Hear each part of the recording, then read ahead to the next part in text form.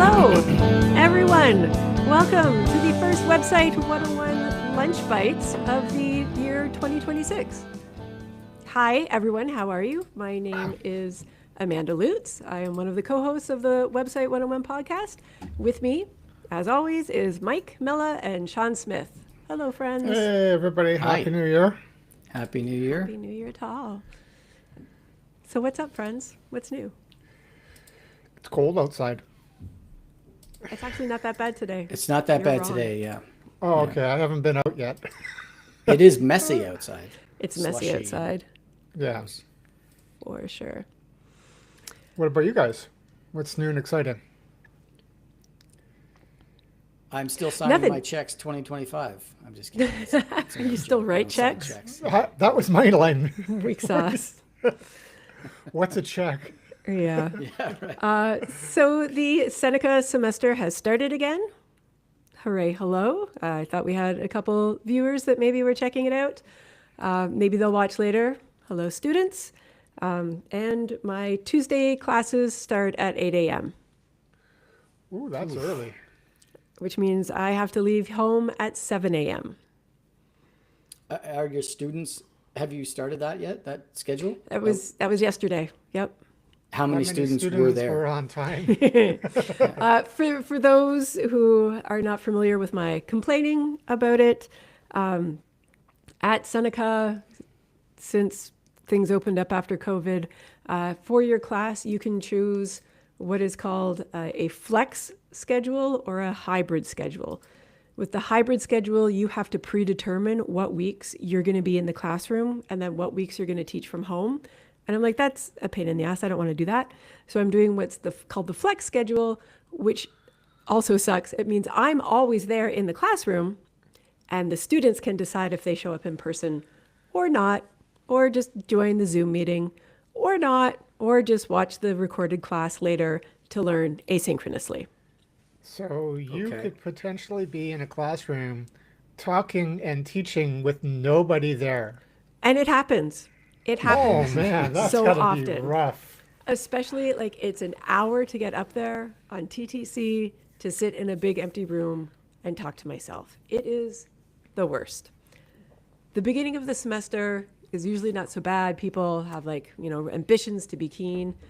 So the morning class, I think about 5 people showed up in person, which I was actually impressed with. I was very thankful for. And then there was probably another 10 people logged in on the Zoom call. Okay. But there's like 25 to 30 people registered in the class, which means that there were a few missing. Yeah. 25, 30. So my Wait, son wait, is wait, though. Wait, though. The afternoon class, because I taught the same class twice yesterday, had almost 20 students there in the classroom, Whoa. which was amazing. It was like the fullest class I think that I've had since 2020. It was so nice to like interact and be able to talk with and walk around the classroom and actually be able to help people in person. It was amazing. So those of That you sounds who are like watching a much later, better experience. yeah, in the afternoon class, keep it up. Congratulations, Yeah. good job. And everyone else, I'm shaking my Get your fist shit so you know together. I mean business. And then I have to teach this afternoon a 2:20 class. So for those watching this later, because I'm going to tell you to, please come in person, please. Are these new students or the same students from before the holidays? So I'm teaching the third semester class again. So the majority of students did pass. They're now doing the fourth semester class.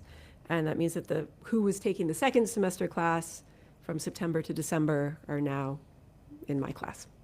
Okay. So it is a new group. I see. Yeah. Well, good for them.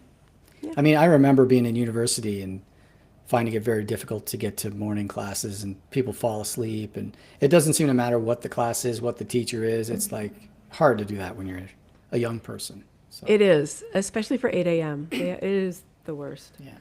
Yeah, my son is in second year of university right now, and he has one day he has a 9 a.m. class, and it takes an hour from our house if the traffic is good to get to school. And yeah, he went this week and he hasn't decided yet, but he'll make a decision about whether he's going to attend in person or just watch recordings later. Yeah, Because like it is. if it ends up being a course that he feels like he can get more out of it, or attendance is somehow mandatory or whatever, then he'll go. But honestly, from his point of view, I totally understand skipping it, but it does suck as the teacher when nobody shows up in person for your class. I mean, let's be honest, not even just the teacher. So here's a rant that my students, previous students, and from yesterday have already heard. If you imagine a number line, there are going to be students way up high at the top end who are going to get a good grade. They just know what's up. They just do it. It doesn't matter if they're at home by themselves or if they're in the classroom. That's fine. There's students way down at the other end who just don't give a shit. And it doesn't matter if they're in person or if they're at home. They don't engage. They don't interact. They don't ask questions. They don't even submit all of the assignments. They're going to get a bad grade regardless. But there's this chunk in the middle that everything I'm teaching them, they can get for free online. It's not innovative. It's not new and crazy. It's HTML, CSS, some JavaScript. You are paying this institution to be taught. Why would you not make the most of it? Come in person, not only to interact with the teacher, but with your classmates, to make contacts, it helps like depression to just get out of your house and be around other people. You're going to get more out of it than because if you're sitting at home on Zoom, let's be honest, you're not paying attention to Zoom. You're on other screens, other monitors, on your device, your social media, YouTube videos, fun things, etc., whatever. But if you're there in the classroom and I can walk around and I can point at your monitor and be like, oh no, this is why it's not working. The students are just going to get so much more out of it. And it's that group in the middle that it's going to help their grade by 10 to 15%. 100%. When you're just doing video learning, it's very passive. But when you're in a classroom, there's feedback from other students. Like you can see somebody raise their hand, or it's like, oh, well, now I need to pay attention to them. But if they're typing a question in the chat window, well, maybe this is a good time for me to go check Reddit instead of paying attention. 100%. And you might be doing that. You might be doom scrolling on Instagram or TikTok or whatever, and barely paying attention. But if you're in the room, you are going to pay attention, and it's going to help you learn better. But even if you're in the room and you're not paying attention, because that happens too. Let's be completely honest about that. 100%. But the thing is, it's it's going to be easier to tune in.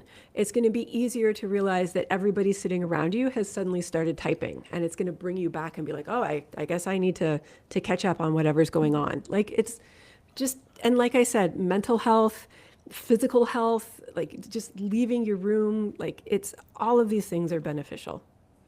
Yeah.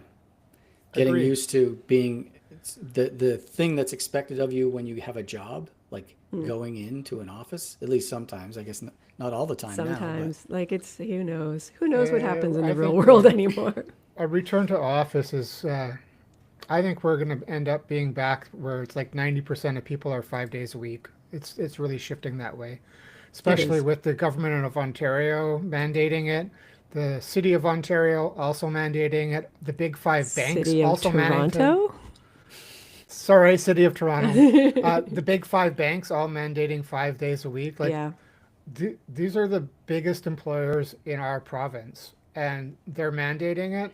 The traffic and the TTC is the pain is there. Yeah. Yeah. Yeah, for sure. Well, I hope hope your students, at least your afternoon students, continue the motivation, and I'm it hoping rubs so. off on the morning ones. Yeah. I'm really kudos hoping to them. So. Yes. For the morning students, try and get that motivation, extra cup of coffee or whatever you need to get out the door and get to class, because it will really benefit you.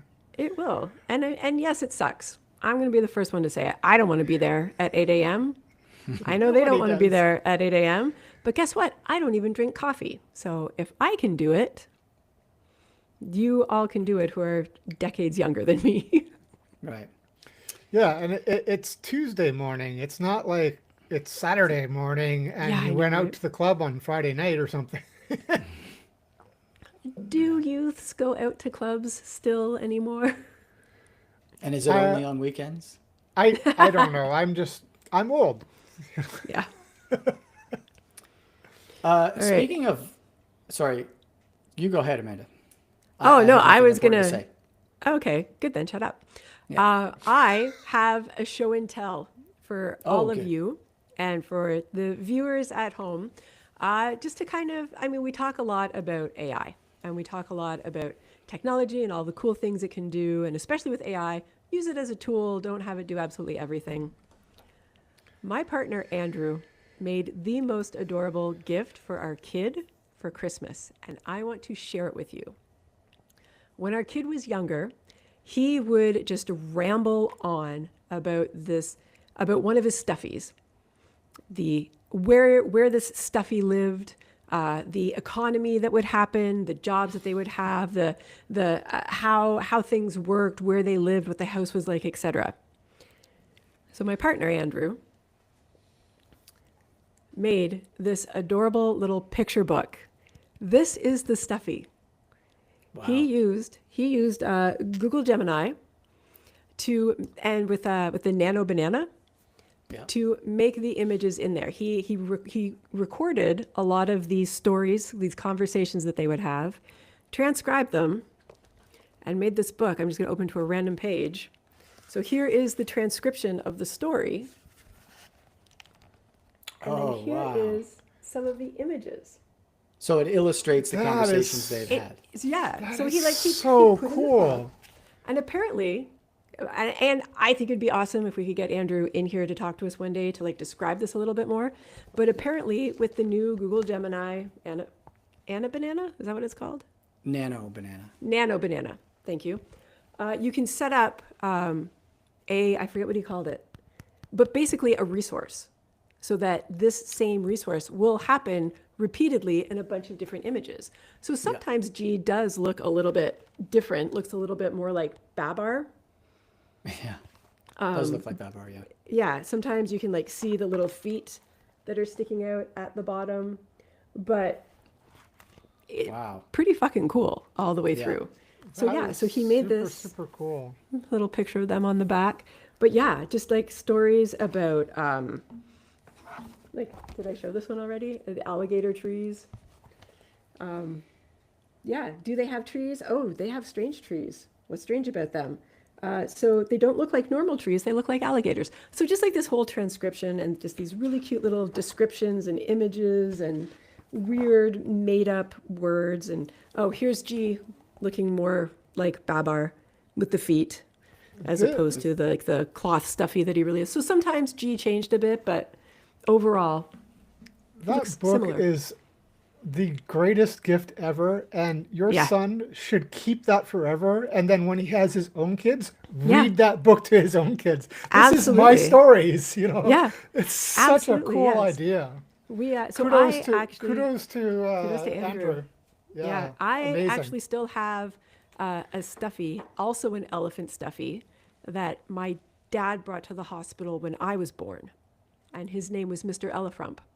And so because of that, when I was pregnant, my mom found this little elephant stuffy for my kid. And so it's like multi-generations of elephants happening now. So yeah, if it continues on, I think that'd be adorable. That is such a cool story. Like, and honestly, like that's something that you show to like his future partner or whatever. Like, it's just adorable. It is, yeah. I have to say, as amazing as the AI, you started this as, AI story. As amazing as Yeah. the AI part of this is, the thoughtfulness of that gift is really what's. Well, Yeah. that's I what would I'm never think to gushing do that. over. For Yeah. sure. Yeah. And he used what is it? Shutterfly? Shutterfly. Shutterfly. Shutterfly. Yeah. The thing that Yeah. Costco uses now. And I've done that before, but like with with pictures from a family Yeah. vacation, and I put together a book that was like that. But just the idea that it's like, yeah, you can self-publish your own books with your own stories, and I mean, it's just one copy, and it's not cheap, but it's such a fantastic gift. I highly I'll tell you recommend it what. to everybody. How about this? Maybe Andrew should create a little business wherein, you have kids and you have weird stories that your kids tell. Send me the stories. I'll illustrate them, bind them into a book, and charge a 100% markup for the cost to produce it. Because a lot of people probably don't want to bother with all the stuff he did to make that happen. Yeah, I'm it's kind of true. serious about that. Like maybe they should. I get that. You should. Yeah. But Sean I've making also notes. I've also heard that a lot of people are getting burnt out with the idea of, oh, you like to do this craft? You should monetize it. Oh, Yeah, you like to do cross stitch? Make money from it. Oh, like it's like we've Everybody needs a side hustle. we've Yes, gone so you're deep right. in the side hustle society culture. Side hustle culture is probably a better word. That it's Sure. like, Well, when You're right. salaries don't keep up your with thing. cost of living increases, people have to figure out money somewhere else. Like, yeah, that's not an issue for this household. Oh, excuse me, brother. That's good. That's awesome. That's great. Tell him he did a great job. And you're right. We should talk to him about the process he went through someday. Yeah, Yeah. yeah, I well, think so too. like Amanda, I've also put together books with photos and stuff. It's a fun, a little bit tedious process, but the end result is awesome. Yeah. Especially like, so we went on, so the trip that I made the album out of was when we went on that road trip to the East Coast. And it was amazing. But of course, because you've got two adults with cell phones, and then just like you just take a bunch of pictures and you put them in the same shared album, and at the end of it, I had to go through hundreds and hundreds of images to like keep the book down to, I think I tried to keep the book under, it was more the cost. I think 40 pages ended up being about $60.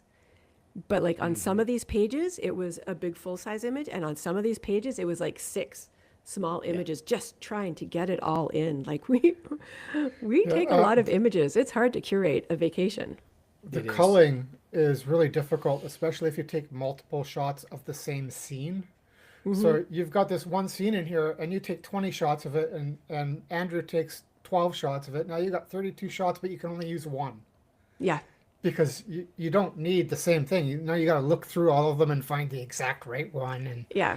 And But I mean- especially as, Go ahead. You go. I was just going to say, it's because I made the album, I picked all the pictures, but maybe there was a picture that Andrew really liked that didn't end up in it. And maybe Malcolm had a favorite picture that I didn't know about that ended up in it. So it's a lot. And it's that mental weight of, oh, is everybody going to like this? Is everybody going to get it? Is everybody going to appreciate the effort? And they did. But yeah, it takes so much effort to put together something like that. So when it does happen, it's even more thoughtful. yeah, they really should appreciate the effort, because my last 2 vacations, I've got a folder of images that I still haven't put them together as a book. Yeah. I'm just waiting to do them. But how many months from now is it going to be before, like Google, for example, has a make a book out of your Google Photos option? How long before you just say, look, this is my vacation photos. There's 120 pictures in here. Pick the best ones. Pick the best takes of each photo and put together yourself. Like Google's going to let you do that, you know. Absolutely. The AI is going to work itself into the decision process as well. Which is 100%, cool, except for me. I'm very particular not you. about my photography, but I totally see how for the average person who's not as picky as I am, yeah, Google, here's 500 pictures. I want to use at least 150 of them in this 50-page book. Please pick the ones that you think are best, and then I go through and agree, done. Yeah. Yeah. Hell yeah. But also I would say that it's like by going through all of those images, yes, it's a hassle. Yes, it took a long time, but it's like, it's nostalgic because you remember the pictures. Like that's the whole point of making these books in the first place. Nobody's going to go through a virtual album. Yeah. know Nobody what? cares, you know? Amanda just gave me motivation to go back and actually finish these books, because she's so right. There is nothing like physically holding your photos whether it's a print, like a little 4x6, or in a frame on the wall, or a book. It's just so much better than looking at it on your phone or your computer. And with the coffee table book idea again, and the one with the photo album from the vacation, it's literally just sitting on the coffee table. And now it's been years later, but every once in a while we'll go by and it'll be like, oh yeah, and we'll flip through it. And you don't go from end to end, but you just randomly open it up. And it's like, oh yeah, I remember that image. And then you just carry on with your day. And that never happens with a virtual album. Yeah, that is true. Yeah, how often do you scroll through the photos on your photo library or whatever online? I do it sometimes, but yeah, not really. Just when Google gives you that 8 years ago you took this shot, and then you can go to the day and see what happened, and then you close the app and you continue on Reddit. Yeah. Yeah. And half the time those are pictures I don't particularly want to see anymore because it's like my dead dog or whatever. Like, oh, thanks for reminding me of that. The couch at IKEA that you almost thought about buying, but then after a week you're like, nah, who cares? Yeah. Right. Anything else to go on about today? Not really. No. I have a question. You mentioned, somebody mentioned something about coffee earlier, and it reminded me of our latest recorded episode of our podcast, which we have done. It's not released yet, but it will be released soon. And it's about what helps people work and what helps people not work. So coffee and working from a workspace or a library and things like that. One of the things we talked about on that episode, which people will learn, is the music you listen to. And Sean, you rightly pointed out that most people continue to listen to the music they listened to when they were young, basically, when they were like in their 20s or whatever. There's social research into that. Yeah, there is, but I didn't bring this up on the podcast, but I'm going to bring it up now. I am very much an exception to that. I do not ever listen to music from my youth. Well, not ever, but almost never. Maybe once a year I might play a song. Not really intentionally? Yeah, like I virtually all the music I listen to now was recorded in the past 10, 15 years maybe. I would put it at 50% for me. I still listen to a lot of 80s and 90s stuff, but I'm listening a lot more to modern blues. And it's all new stuff. Go ahead, Amanda. I would like to be able to find new music that has the same vibe as the music I enjoyed then. And I find that's really difficult because streaming services, their algorithm, fart noise, radio stations don't just play one genre anymore. And of course, the commercials are always annoying. Just trying to find just the same feel, the same type of music that it was like, yeah, I could really get into this. I find it very difficult, and I have such short patience for trying. Like I just want to know what is the current modern equivalent. That would be awesome. Thank you very much. I don't know where to find it. Viewer, if you have any tips and tricks and hints, please, God, let me know. Oh, I also want to know. Hopefully God is listening to or watching our show. Hey, I have an off-topic story that people might find amusing. Good. So I was in a sleep study on this past Saturday, because I have trouble sleeping through the night and whatever, and I volunteered for this thing. I have a follow-up appointment next month, so I don't know the results of it. But funny story happened in the middle of the sleep study. So I showed up for the sleep study, and they attach all the stuff to me, and then put me in the room, and they said, look, if you need to get up to use the washroom, you have to call us because we need to disconnect you. There's a ton of wires. I was like, all right. And it's like, and if you move around in your sleep, well, we might come in and reconnect you. And it's like, all right. Okay. Well, I have questions about this later, but go ahead. Well, I woke up, opened my eyes, and the nurse is looming over me. And I had visions of Nurse Ratched, and I just oh my God. And my heart rate was through the roof. She was just, going in to reconnect something that got loose, and gave me and she also jumped back, but probably from experience of people like reacting, like punching her or something, right? But it was just, I woke up, this nurse is like just leaning like this close to my face because she's doing something with the wires on my head. Oh, it's just like out of a movie.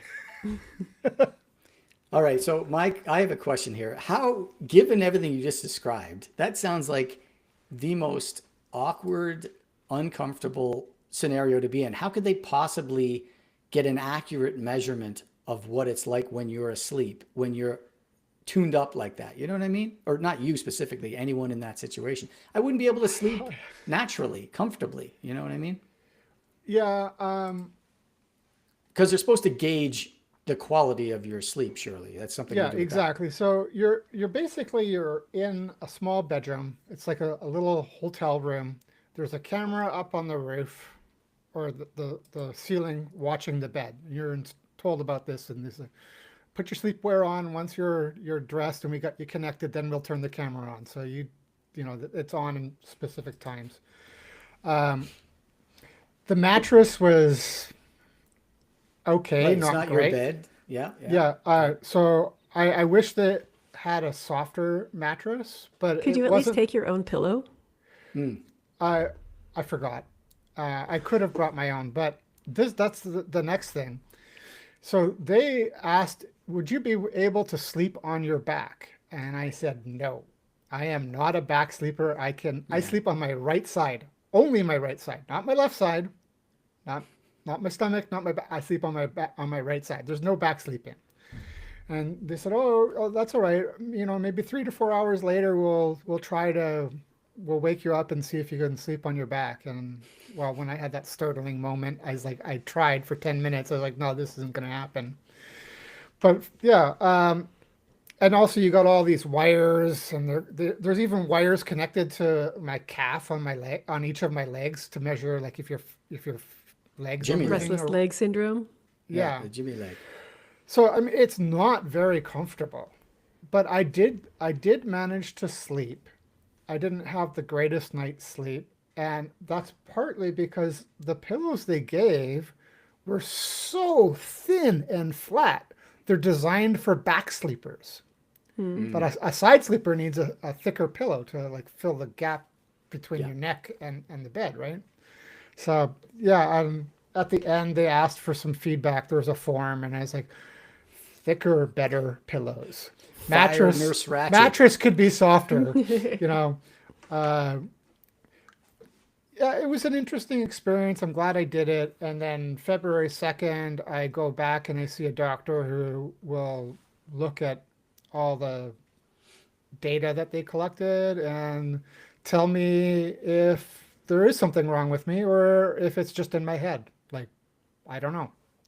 Yeah. Maybe I sleep normal, but it just doesn't feel right to me.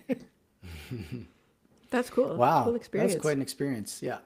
Yeah, well, Nurse Ratched waking you up, man, that was... That's great. Oh, for viewers who have not watched the movie, it's One Flew Over the Cuckoo's Nest. Yeah. Gotta watch it. Absolute brilliant movie.